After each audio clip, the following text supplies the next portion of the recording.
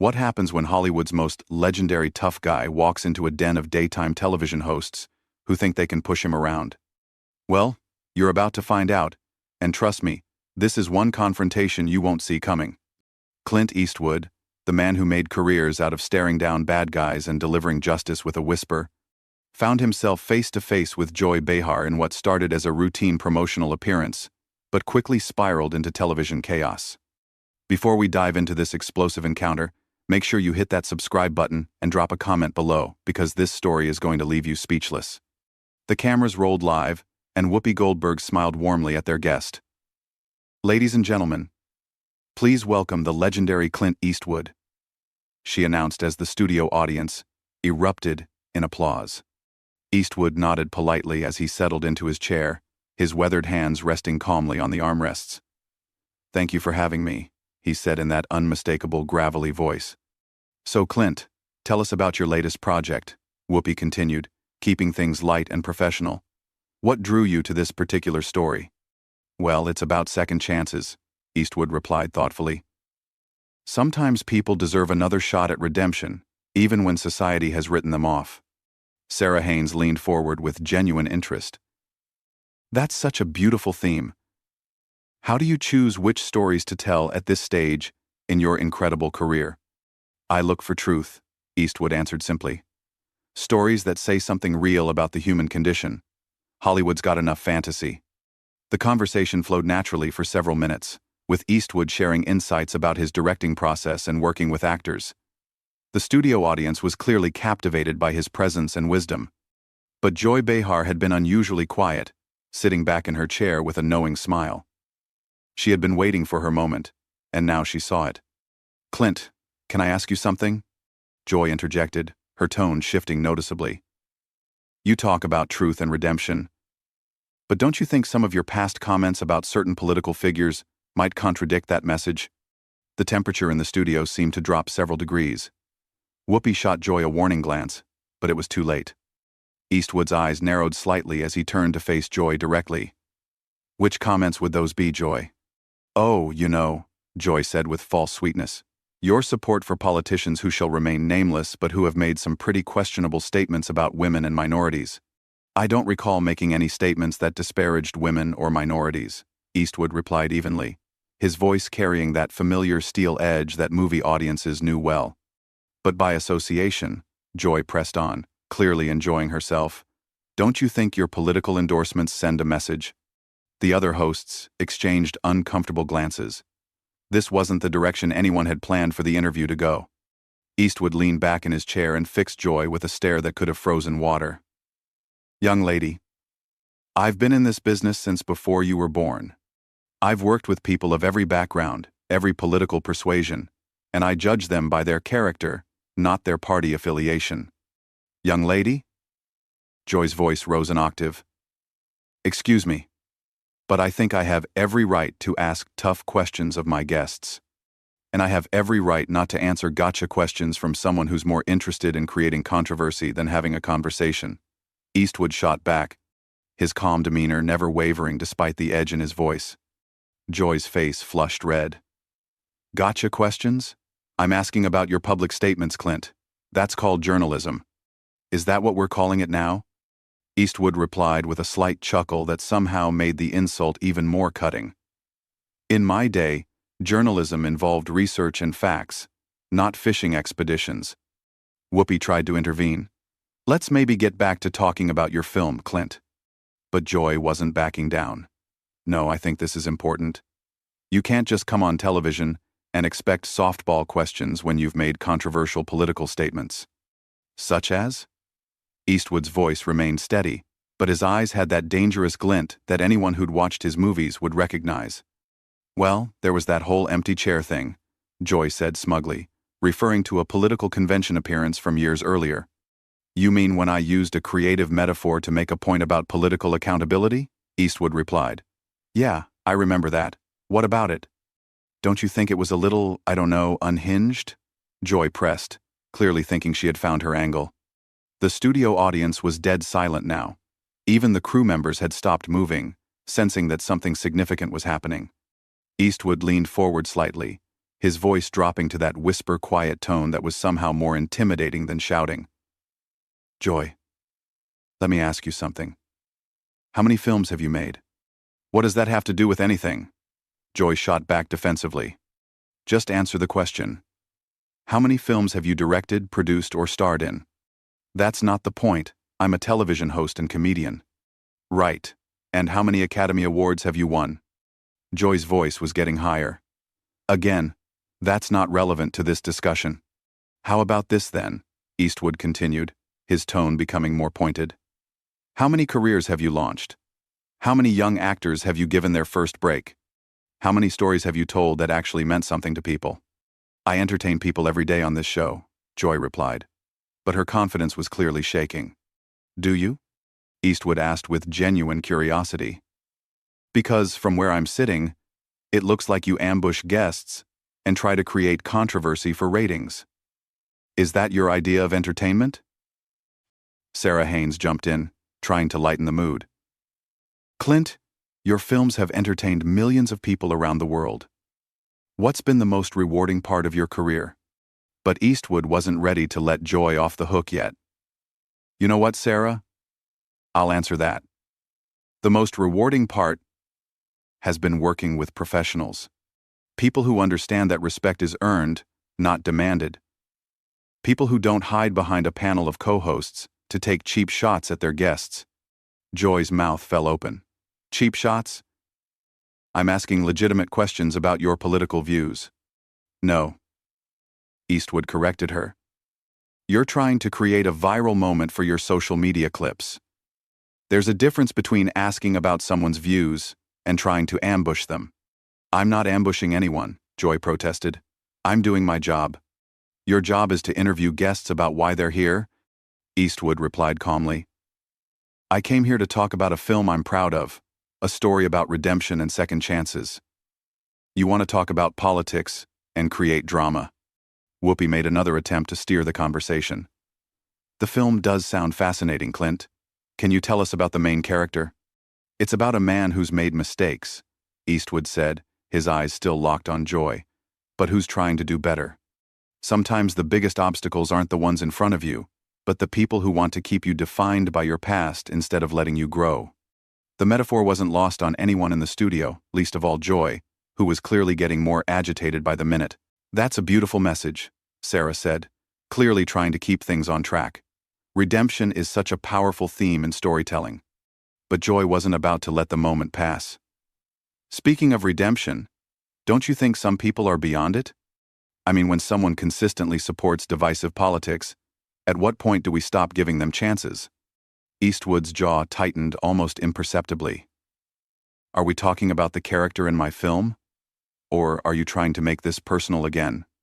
I'm talking about accountability, Joy replied with false righteousness. Public figures have a responsibility to their fans. Do they now? Eastwood's voice carried that dangerous quiet that anyone familiar with his movies would recognize. And what responsibility do television hosts have to their guests? To ask the tough questions that matter. Joy shot back immediately. No, Eastwood said firmly. To treat people with basic human decency, something you seem to have forgotten. The other hosts exchanged panicked glances. Whoopi was frantically trying to signal the producers. But Joy was too caught up in what she thought was her moment of triumph. Human decency? Joy laughed harshly. That's rich coming from someone who spent decades playing violent characters and glorifying gun culture. The studio audience gasped audibly. Even by the View's standards, this was crossing a line. Eastwood sat back in his chair and studied Joy for a long moment, as if seeing her clearly for the first time. You know what your problem is, Joy? Enlighten me, she replied sarcastically. You think being loud makes you right. You think being confrontational makes you brave. But all it really makes you is a bully hiding behind a microphone. Excuse me? Joy's voice reached a pitch that made everyone in the studio wince. You heard me, Eastwood continued, his voice remaining steady and controlled. You sit here day after day taking shots at people who can't fight back effectively because they're guests on your show. You think that makes you powerful, but it just makes you small. How dare you call me small? Joy stood up from her chair, her face bright red with rage. "I've been doing this job for years. I've interviewed presidents, celebrities, world leaders. And how many of them left here feeling like they'd been treated with respect?" Eastwood asked pointedly. "How many walked away thinking that was a professional interview?" Joy was sputtering now. "I don't have to take this from you or anyone else." "You're absolutely right," Eastwood agreed calmly. "You don't have to take anything from me. Just like I don't have to sit here and let you turn what should have been a conversation about art into your personal political theater." Whoopi finally found her voice. "Clint, Joy, maybe we should all take a breath here." "No, Whoopi," Eastwood said, standing up slowly. "I think Joy and I understand each other perfectly now." Joy was practically vibrating with anger. "You can't just walk out of an interview because you don't like the questions." "Watch me," Eastwood replied with that iconic squint. "I came here as a courtesy to talk about something I care about. I didn't come here to be your punching bag for the day." "This is live television," Joy protested. "You can't just leave." "Can't I?" Eastwood asked, already reaching for his microphone. "See, that's another thing you don't understand, Joy. Real power isn't about cornering someone on live television. Real power is knowing when to walk away. If you leave now, you'll look like you can't handle tough questions," Joy said desperately, sensing her moment slipping away. Eastwood paused and looked directly into the main camera. "Folks watching at home, I came here to talk about a film that means something to me. Instead, I got ambushed by someone more interested in viral clips than actual conversation. That tells you everything you need to know about the state of television today." Then he turned back to Joy. "As for handling tough questions, lady, I've been handling tough questions since before you knew what a microphone was. The difference is they were usually asked by professionals." Joy's face was now purple with rage. "You arrogant has-been. You think you can just insult me on my own show?" The words hung in the air like a slap. The studio audience was completely silent. The other hosts looked mortified, and even the crew members were staring in shock. Eastwood slowly turned back to face Joy, and for a moment, his expression was exactly like the characters he'd played in dozens of westerns, calm and dangerous and absolutely done with the situation. "Has been," he repeated quietly. "That's interesting coming from someone whose biggest claim to fame is sitting at a table talking about other people's accomplishments." The silence that followed was deafening. You could hear a pin drop in the studio as everyone processed what Joy had just said. Eastwood's expression didn't change, but somehow the air around him seemed to crackle with energy. "Has been," he repeated slowly, as if tasting the words. "You know, Joy, in all my years in this business, I've been called a lot of things, but usually by people who had accomplished something themselves." Joy realized she had gone too far, but pride wouldn't let her back down. "I've accomplished plenty, thank you very much." "Have you?" Eastwood asked, his voice dropping to that whisper that was somehow more terrifying than screaming. "Let's see. You've managed to insult how many guests over the years? Created how many controversies? Destroyed how many interviews that could have been meaningful conversations?" "I ask the questions that need to be asked," Joy replied, but her voice was shaking now. "No," Eastwood corrected her. "You ask the questions that get you attention. There's a difference between journalism and performance art, and you seem to have forgotten which one you're supposed to be doing." Whoopi made one final desperate attempt to salvage the situation. "Clint, maybe we can start over.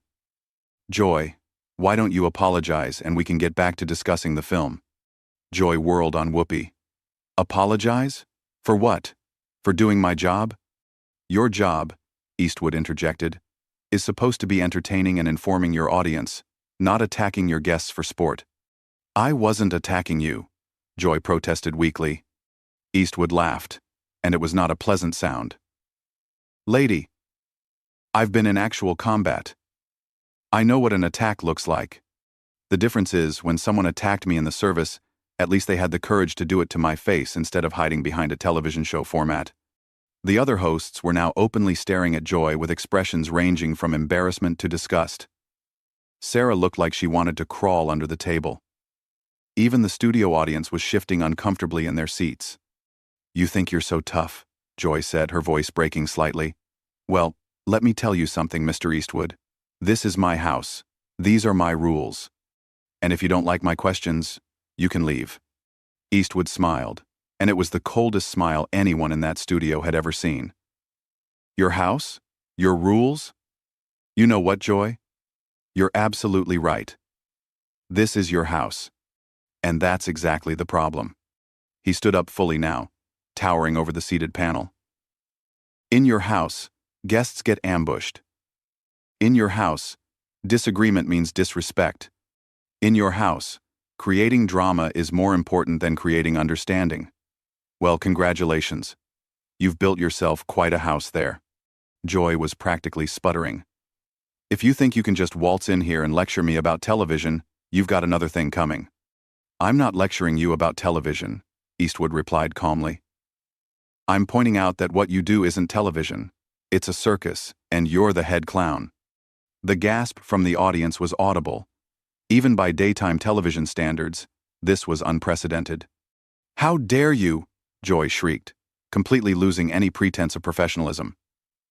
How dare you come on my show and insult me like this? Your show?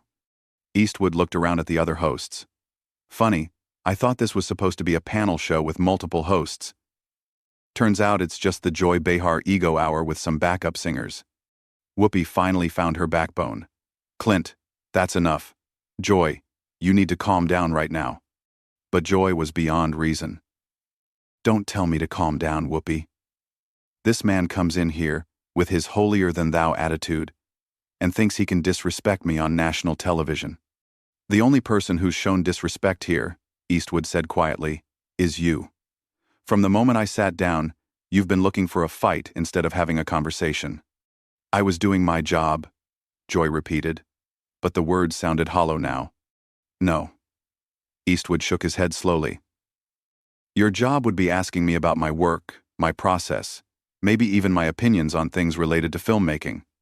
Your job would be making your audience feel like they learned something or were entertained by something worthwhile. He gestured toward the cameras. Instead, you've spent the last 20 minutes trying to embarrass a guest who came here in good faith, and you've succeeded in embarrassing yourself and your show instead. Joy looked around desperately for support, but found none. The other hosts were studiously avoiding her gaze, the audience was clearly on Eastwood's side, and even the crew members were shaking their heads. Fine, she said finally, her voice cracking. If you don't want to answer real questions, then maybe you shouldn't be doing interviews. Eastwood was already removing his microphone, but he paused at those words. Real questions? You want to know what a real question sounds like, Joy?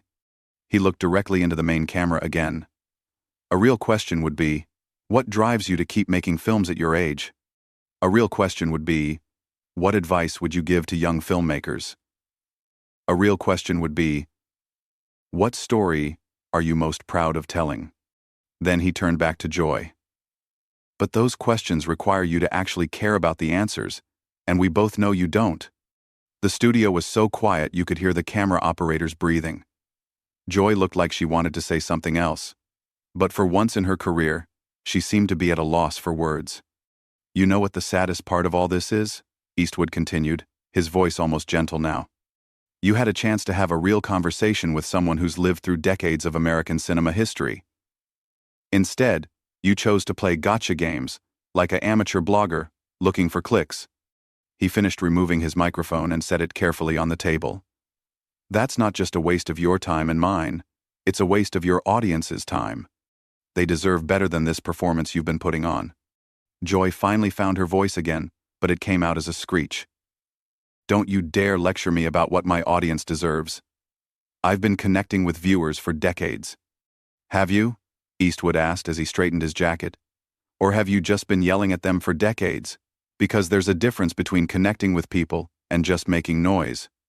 The producers were frantically signaling from behind the cameras, clearly trying to figure out how to handle this unprecedented situation.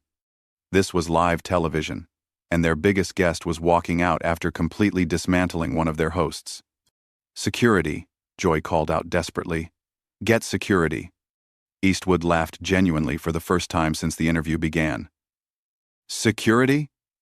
What are they going to do, Joy? Arrest me for hurting your feelings? He looked around the studio one more time, taking in the stunned faces of everyone present. You know, I've been in this business for over 60 years. I've worked with the best directors, the finest actors, the most professional crews in the world. And in all that time, I've never encountered anyone quite like you. Is that supposed to be a compliment? Joy asked sarcastically, trying desperately to regain some control of the situation. Take it however you want, Eastwood replied.